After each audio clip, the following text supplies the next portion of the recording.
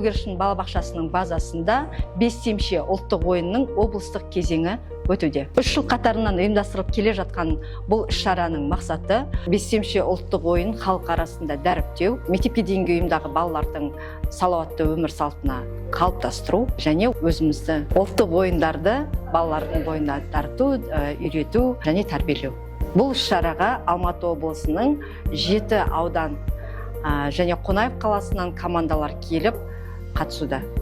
Бүгінгі турнирімізден жеңімпаз атанған топ сәуір айында Түркістан қаласында өтетін республикалық кезеңге жолдама алады.